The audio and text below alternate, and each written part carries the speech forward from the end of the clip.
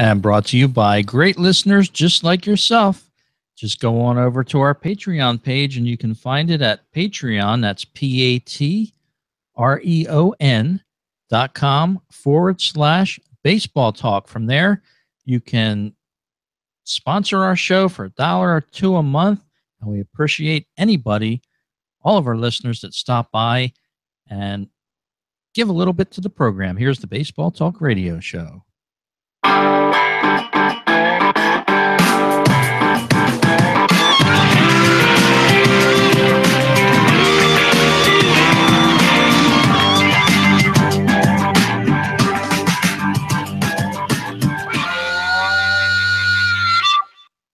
And hello, everyone, and welcome to this edition of the Baseball Talk Radio Show. We're well into the second half of the season. How you doing, Mr. Gary Mack? I'm doing good, Mr. Baxter, and yes, we are into the second half of the season, and things are still not settling down as teams are jumping up and down all over the place, and but we're only 10 days away from the trading deadline, and some moves have been made already, Rich.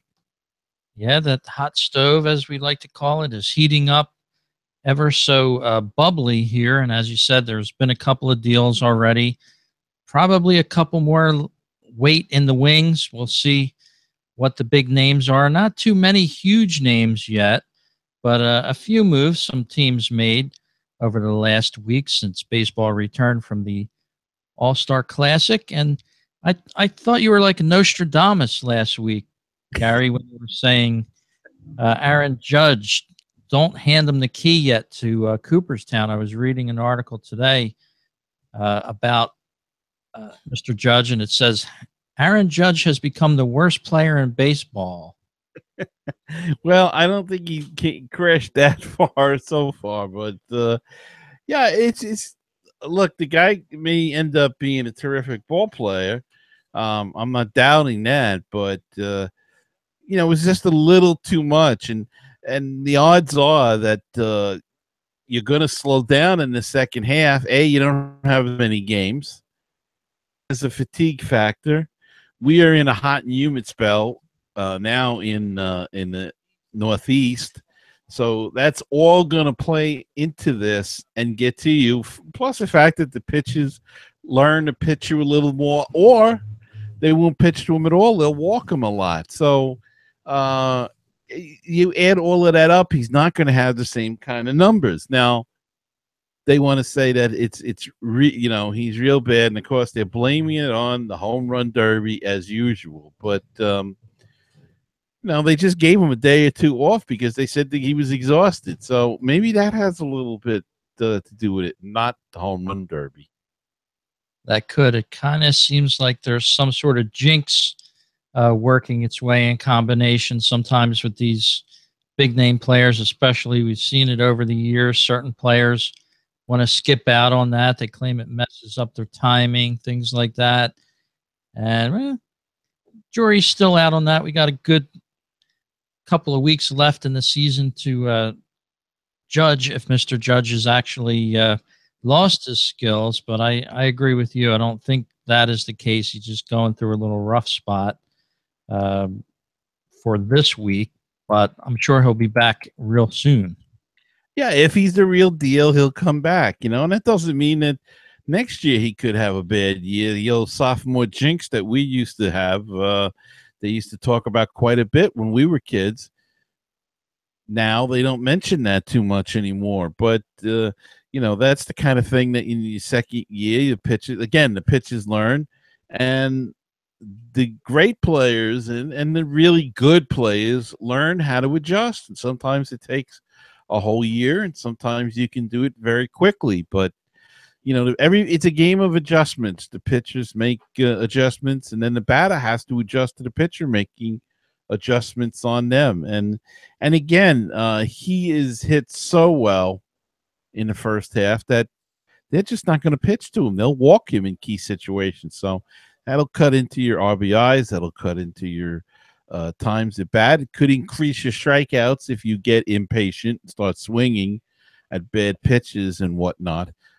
So I didn't mean to criticize the talent. I just wanted to say before we put him into the Hall of Fame, can we see him do it for a couple of years? And so now we're seeing a slight decline. And this is what happens with young players. That's for sure. So we'll be keeping an eye on Judge. Also, Mr. Mike Trout is back on a somewhat torrid pace. He's had a couple home runs since he's been back on the baseball diamond. So he's not ready to give up his crown to baseball, so to speak. He's still trying for MVP again, and he's going to have to really pick it up to make up some of the lost time that he had with that injury. Claimed he will not back down, though. He's going to play his tough game, so to speak, Gary, and he reminded me a little bit of Pete Rose when he made those comments. Yeah, and you know, Trout, all of a sudden they want to say this guy Judge is the face of baseball, and Trout kind of said, no, not yet. I'm still here. I'm still strong. I'm still young, and really putting some good numbers on the board, as he always does. And, of course, they had a big to do with,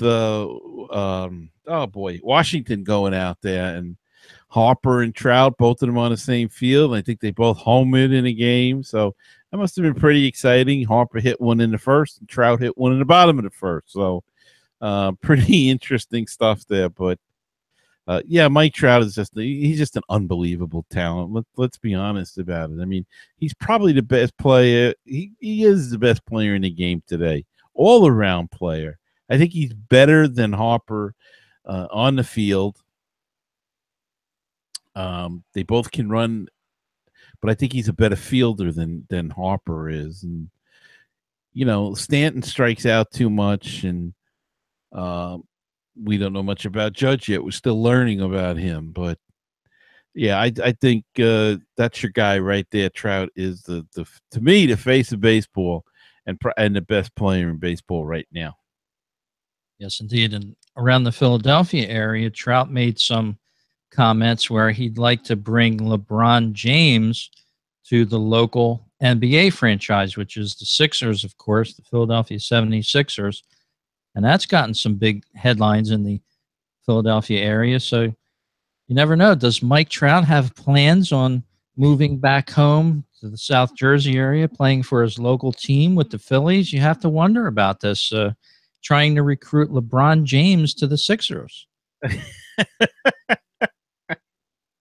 Well, I don't know what to say. I think LeBron James would have to say something about that. And though Kyrie Irving now he wants a trade, he's not happy playing in Cleveland anymore. So the worm turns in the NBA, and now it seems the MLB is getting involved in it. So we'll see what happens. I don't know if I don't know if the Phillies have enough to even do that, to bring Trout here. And he's not going to be a free agent for a number of years. So, yeah, it's just amazing that, you know, here's a guy that plays out in California. Of course, he's from the metro Philadelphia area, so to speak, in South Jersey, but, you know, he's out campaigning to bring probably your best basketball player in locally here. Kind of makes you have a sense of where he's at, maybe, but maybe wants to move closer to home to play.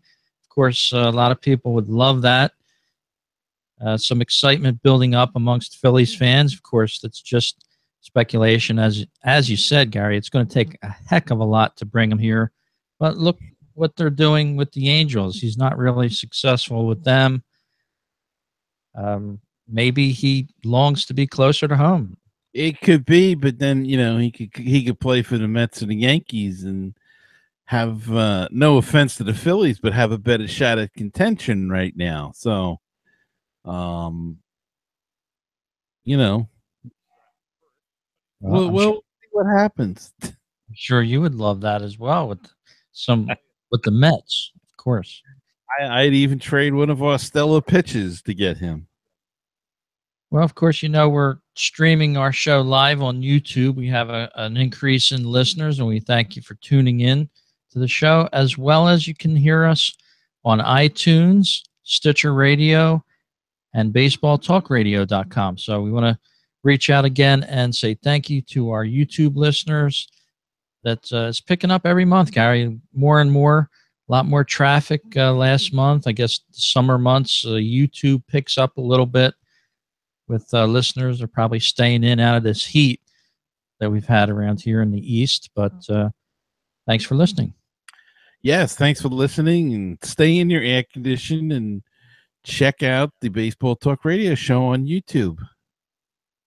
And Gary, a little earlier tonight when I was setting up the show to go live here on YouTube, I noticed the Lancaster local minor league ball club now streams their shows live and their games actually live on YouTube. You can go right up to the website, youtube.com, and it's Go Barnstormers Baseball is the name of the channel. They're playing the Long Island Ducks tonight, and they have a lot of subscribers and a lot of listeners that just tune into the games right there. It's a great idea for, I guess, a local television station to stream it right onto YouTube for people around the country that want to see some baseball. Yeah, and they're not the only ones. The Long Island Ducks do it as well. So I wonder if they've been doing it for the past 3 years, I think. So I wonder if this is an Atlantic League, both teams in the Atlantic League, an independent league that play around. It's a very successful, one of the most successful independent leagues, I might add. And yeah, they've been streaming their games over YouTube. I've watched them a few times. It's just pretty static. They've improved it a little bit over the last couple of years. I think they added another camera. But it's just essentially a field view and, you know, 1 or 2 cameras, and you're not going to get, you know, like you do with the major leagues, but it's equivalent to some of the things you get on MILB, and, you know, it works for them, and it's still broadcast. It's building a fan base that they may not have reached otherwise. So yeah, Lancaster's doing it, the Ducks are doing it, and I think those are the only 2. Yeah, they're doing a great job on it. People that have MILB.TV will attest to what Gary was just saying. Some of the feeds are a little weak. You know, you have one camera, you strain to see some of the action sometimes. Yeah.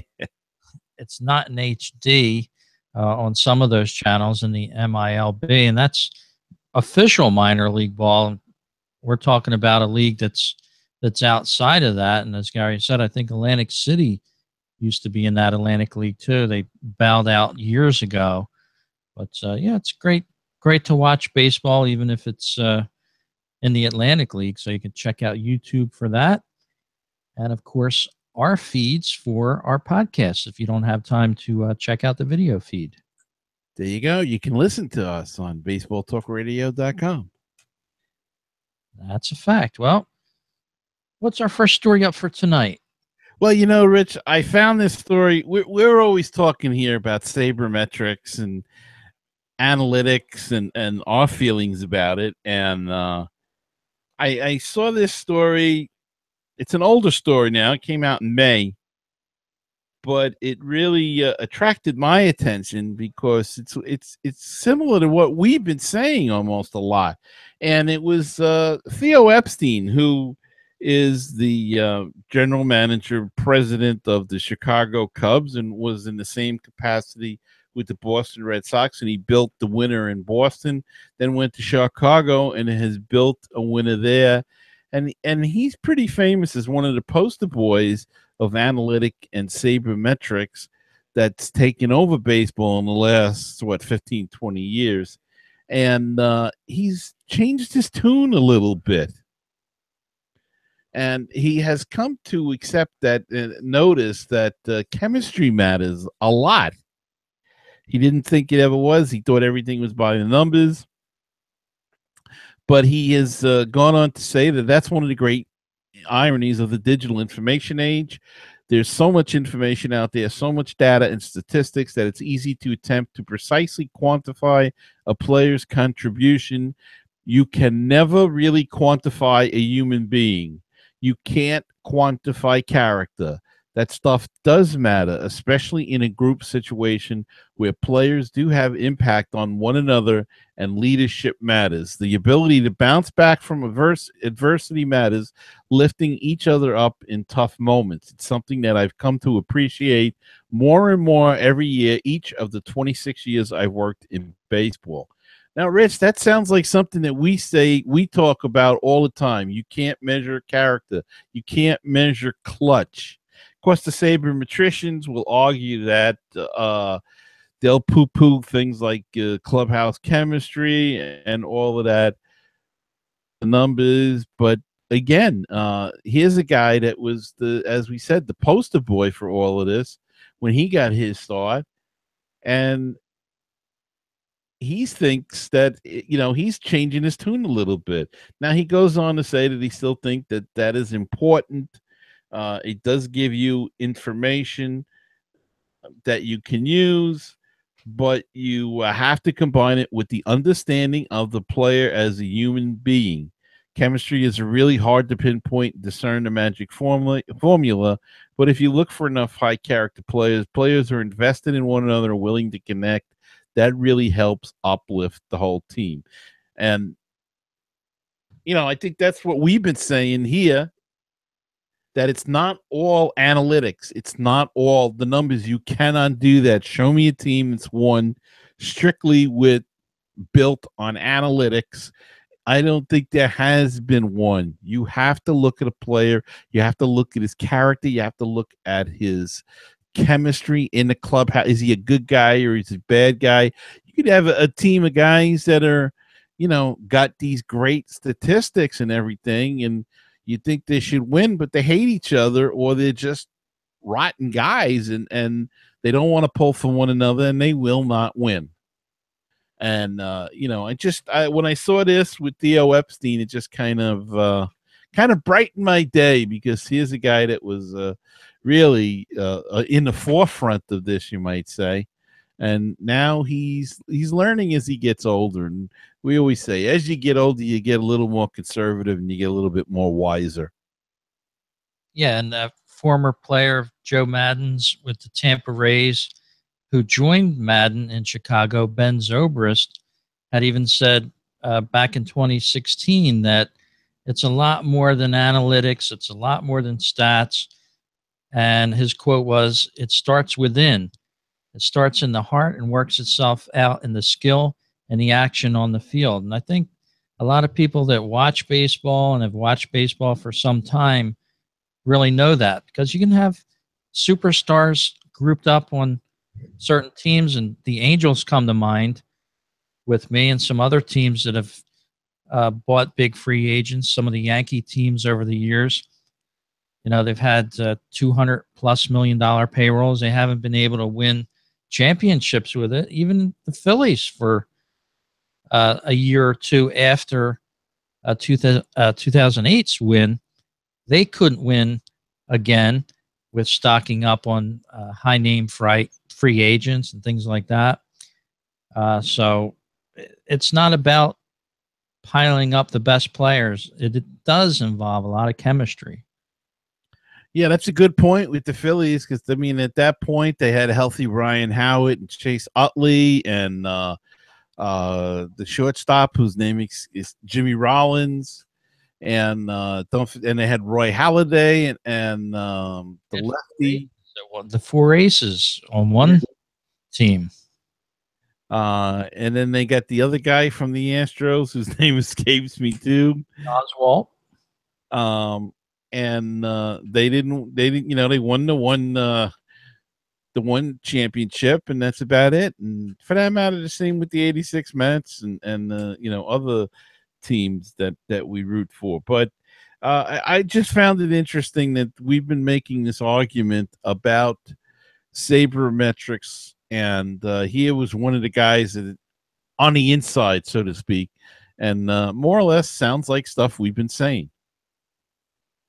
Yes, indeed. And part and parcel with that, an article in yesterday's Sun-Times saying that the Cubs have now turned into aggressive buyers as they've gotten back into the race a little bit better there in the Central. they're going to be out to make some moves, and it's amazing. They seem to be following in that mold as well, like thinking that buying into some of these free agents that are available is the answer to this. And not so sure they may have forgotten their mantra of chemistry on this.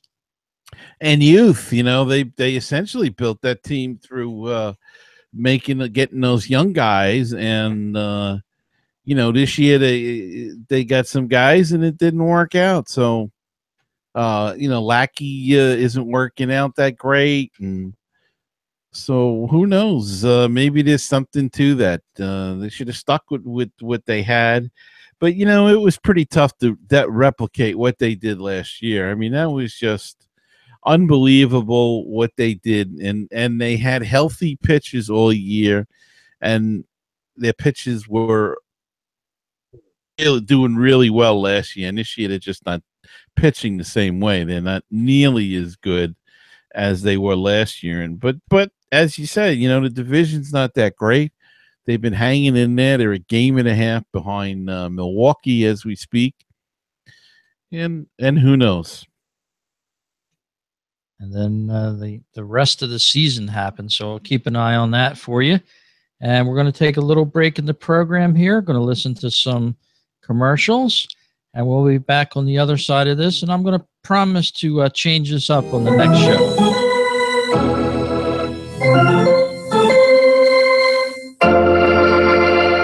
We'd love to hear your comments. Please send your emails to talk@mlbthisweek.com. You can reach Gary at baseballtalkradio.com, or me, Rich at baseballtalkradio.com. We'd love to hear your comments, so send them in.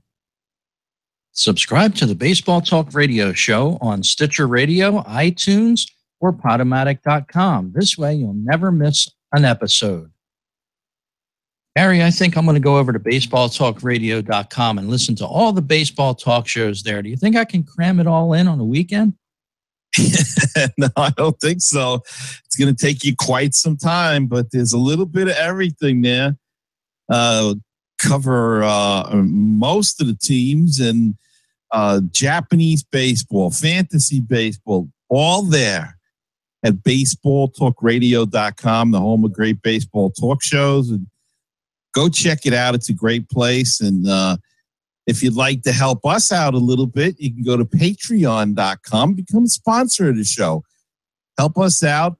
$2 a month, $1 a month, anything you can give it all would be gratefully appreciated, and help us do more of this kind of thing, the video, and expand our capabilities, and maybe some on the road surprises in the summertime. So that's patreon.com/baseball talk.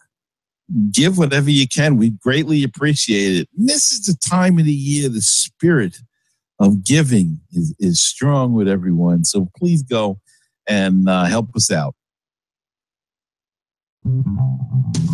You're listening to BaseballPodcasts.net. Wouldn't it be great if you could get a PhD in life through baseball? Welcome to Baseball PhD, a tour company for your brain. 30 major league teams, 100 places to see. Let's touch them all as we make the road trip of a lifetime.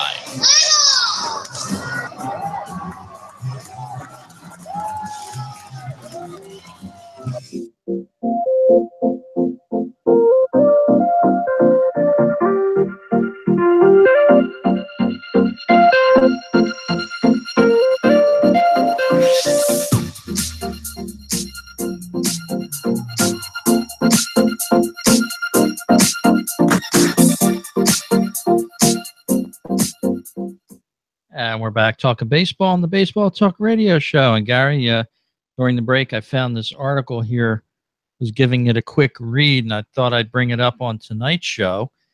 And this one concerns baseball ironies, different players over the years that you may not have remembered played for different teams.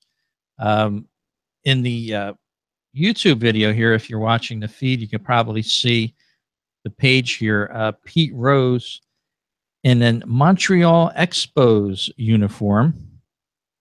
and of course Willie Mays in a Mets uniform.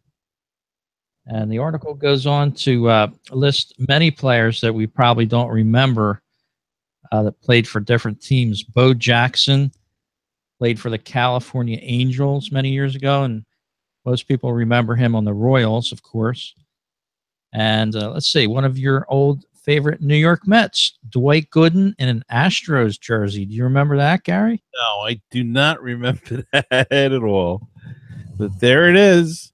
Yeah, 2000, April 8th of 2000, Dwight Gooden. They have a video of it as well, striking out Scott Rowland for the first and only strikeout as a member of the Astros. So apparently he didn't stay there too long. But let's scroll through a couple more of them here. Jolton Joe Morgan in an Oakland A's uniform. Do remember that, yes.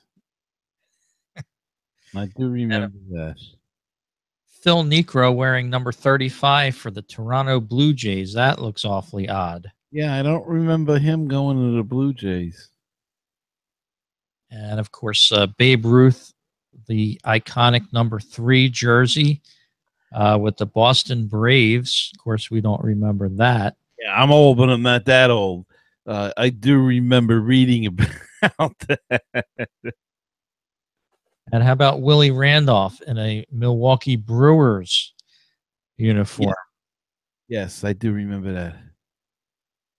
A lot of these, if you're a card collector for baseball cards, you might have some of these. But other than that, they're pretty much for the history books. Adam Dunn in a Diamondback jersey.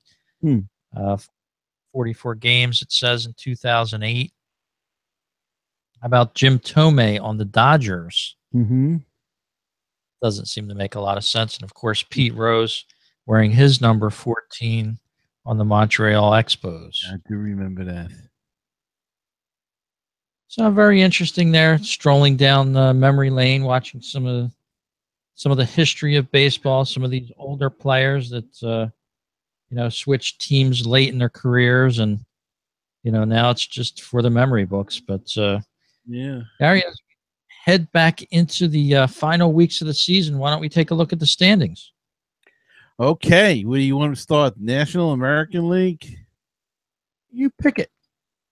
All right, I'll start in the American League. In the East, they're still fighting it out there, and Boston has got a 2.5 game lead as they go into play tonight over Tampa Bay. Tampa Bay, Rich, who would have thunk it? Who would have thought Tampa Bay, surprise team of the year, and a 3.5 game lead over the Yankees? But Tampa Bay looks good, and they're young and got some good, solid players.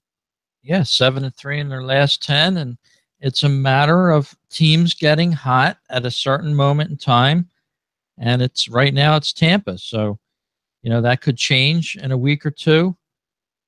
Baltimore's coming up a little bit too. They've won 4 in a row. Yeah. A lot of people have really counted them out. They're heading back up towards 500. 7 games out of first, so I guess they still got a shot. Toronto bringing up the rear. Only 9 games out, though, Rich. It's not entirely undoable, if that's not good English, but you know what I mean. They could do it, but it's a long way to haul. And in the Central, that's the division that nobody wants to win, I don't think. Cleveland had a bit of a lead. Now they've been 4-6 over their last 10. They lost 2 in a row. And they're in a virtual tie, half game, 5 percentage points ahead of the Minnesota Twins, another surprise team that nobody counted on this year at all. And the Twinkies are right there, half game out, and Kansas City back in the race at 500, and they are a game and a half out. Detroit, they're stellar. I mean, they traded J.D. Martinez, but they're only 5.5 games out of the division lead, and the White Sox are selling everybody but the dugout seats, I think, and they may even offer them up for trade. They're just dumping everybody, and they're only 9.5 out, Rich, which is pretty interesting. But that's the way it goes sometimes. Very interesting. And I must confess, I haven't watched a Detroit Tigers game in years. I must confess, I've never heard of J.D. Martinez. So Well, he was a slugging outfielder that they had, and they traded him off to the Diamondbacks, I believe. So, yeah, they made a big trade, and of course, the White Sox, as I said, they're trading everybody. Trade with the Yankees, so they're cleaning house there, and but they're getting some good prospects back. And in the West, of course, Houston has got a 16 game lead. That's unreal. And they went 5-5 in their last 10. And Seattle is creeping into the race there. Let's just say they're creeping more into the wild card race. They have 7-3 over the last 10. They are 16 games behind. The Angels are 17 games back. Texas, who had made a little bit of a run there, they are 18 games back, and Oakland brings up the rear, and they are 20 games back. How's the National League, Rich? Well, our National League closest to us, National League East, it's still the Washington Nationals leading the way by a big margin. 8.5 games over the Braves, although the Braves have become a resurgent team, going 5-5 in their last 10. Rumor had it that they might be a buyer here at the trade deadline. We'll have to see. Followed by the Mets, Miami, and the worst team in baseball, my Philadelphia Phillies, still hanging in there at 32 wins and 61 losses. Number one pick. Playing the Brewers tonight. So we'll have to see. They've got a weekend series with the Brewers. And lo and behold, we go over to the Central, and the Brewers are leading the Central, 52-46. They've been on a nasty losing streak lately, though. They've lost their last 5 games in a row. And then the Cubs right behind them, just a game and a half back. They've sort of turned things around for the moment, and that's why they're rumored to be buyers at the trade deadline here. And, a lot of people are happy about that. They want to see the Cubs contend a little bit. Followed by Pittsburgh, who has reached 500. They've gone 8-2 in their last 10, Gary, and winners of 5 games in a row. So don't count out those pesky Pittsburgh Pirates. The Buccos, they could be buyers and sellers, at this point. But, yeah, they've creeped back into the race nicely. Yes, they have. And your hottest team in baseball, ladies and gentlemen, out in the West, it's the LA Dodgers, 66 wins and 30 losses. 9-1 in their last 10 as of the time we're doing this podcast. And Gary, it seems like the Dodgers have it all going right for them right now.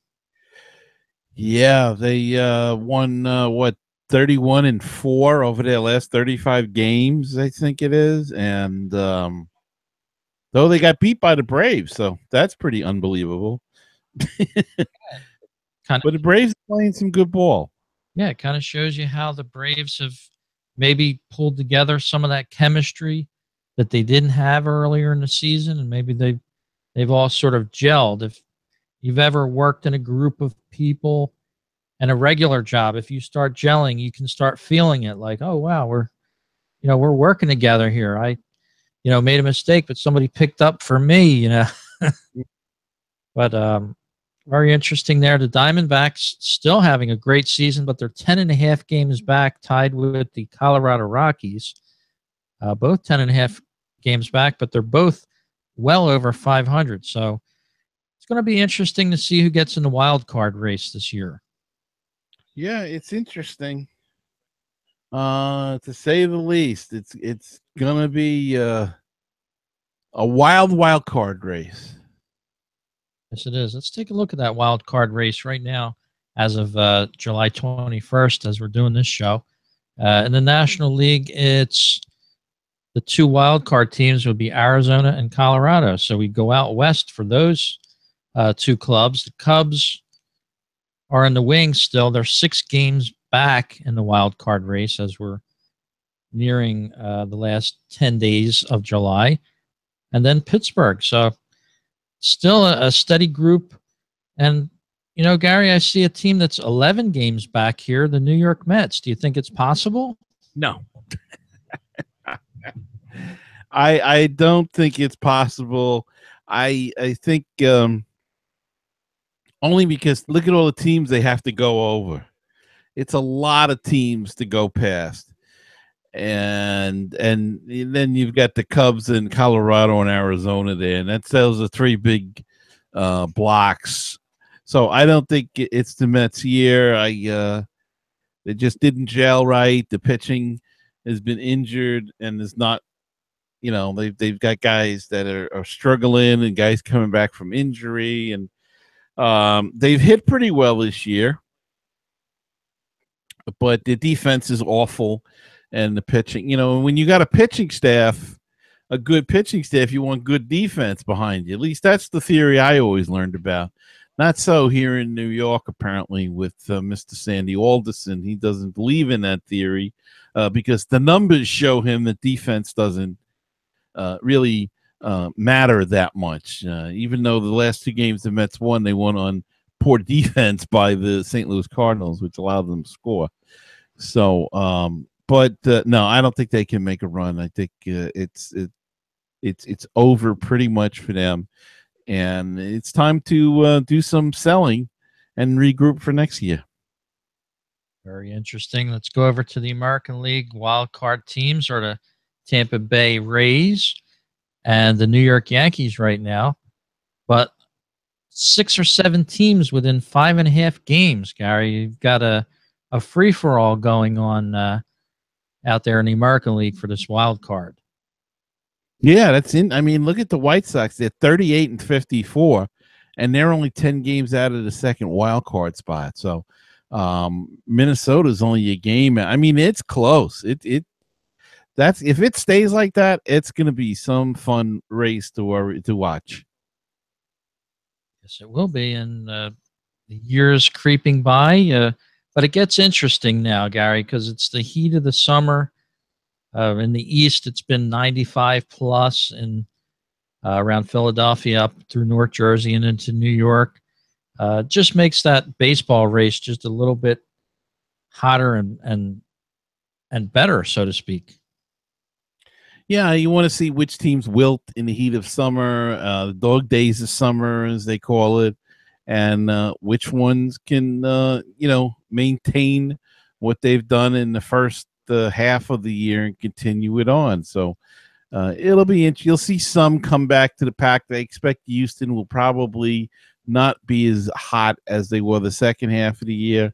LA, hard to figure because they got hot in the hot weather. So and really put together a string that really, brought them to the top.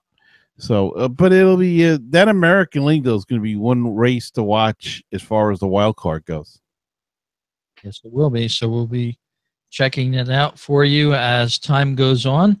And the mailbag has been a little light lately. So if you're a listener out there, you've wanted to send us an email, no better time. We can get it on the next show.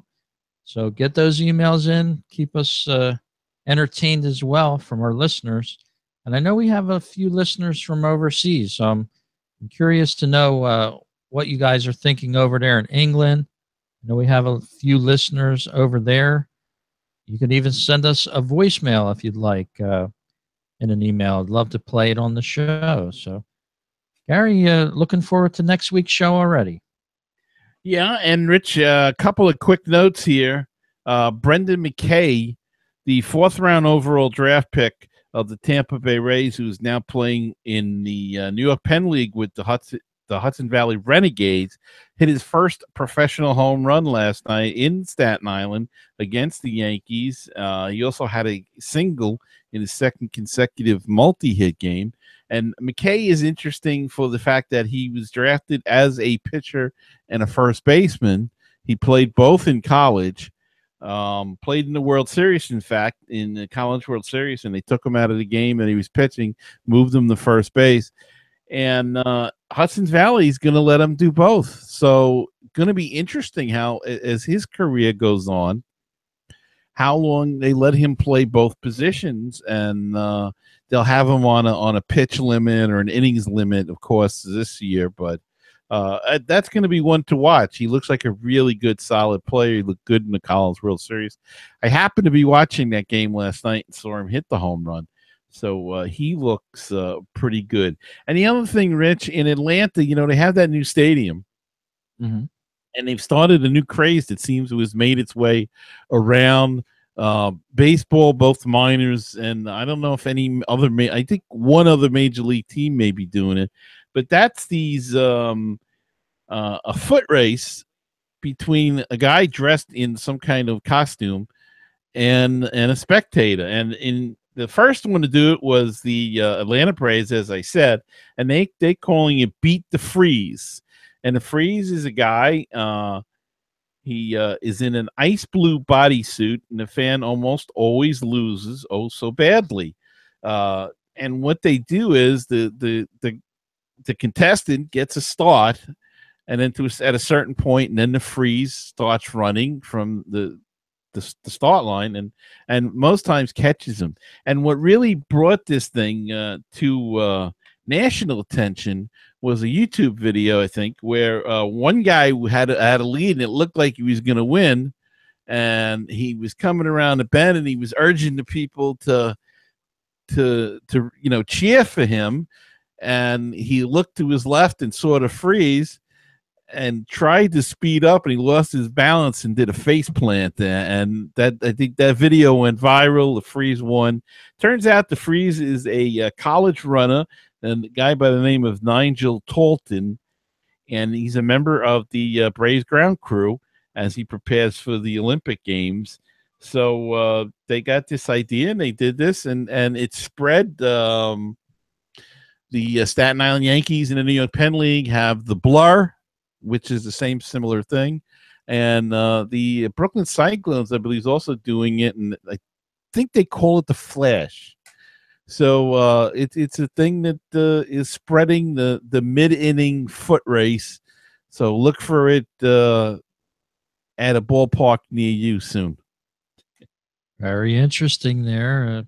Always look forward to some of those ballpark promotions. And, of course, as time goes on, we'll be having our food entree for you to listen to. We haven't been talking too much about that this year, but I'm sure we will be. And one last thing, Gary, I was at my local Lids store this past week, and I promised I would mention it to the salesperson who clued me in on it. I didn't realize this. If you have your hats, you generally get them from Lids, the new era hats, baseball hats. You can now get your favorite players, and it's the major players, with their numbers stitched onto your hats at your local Lids shop for only $12.99. I thought that was a great bargain. Now, is it just current players, or could you get like a past, like a Hall of Famer or something if you wanted to? Well, that was my question, and what he said was Lids is still trying and negotiating to get the retired players contract. They do have only right now the current players, and they're generally the superstars in the game on each team. It's their authentic signatures that get stitched on your hat, and you can have a dual type of thread coloring on that. You can have the signature in one thread color and their number in another thread color on your hat. So I thought it was really interesting and a nice way to sport your favorite player on your hat. Of course, you got to make sure they're available. I guess they have to sign on with an agreement with Lids, but they have a nice brochure where you can look through it in your local shop for only $12.99. I thought that was a great deal. Very interesting. So run out there. You can buy a hat just like Gary Mack is wearing on the program. Brooklyn Cyclones. You don't even have to buy the hat from Lids, and we're not getting paid for this endorsement. The gentleman was kind enough to spend a couple minutes talking to me about the program. So, Gary, I hope you have a great week, and we'll be talking a whole lot of baseball next week as we're getting closer and closer to that trade deadline. Yes, sir, and it's getting exciting now. So we'll be about 3 days away next week. So we may have some trades to talk about, or I'm sure we'll have some rumors to talk about because there's always rumors, Rich. Yes, indeed. Well, have a great week, everyone. We'll talk to you next week on the Baseball Talk Radio Show.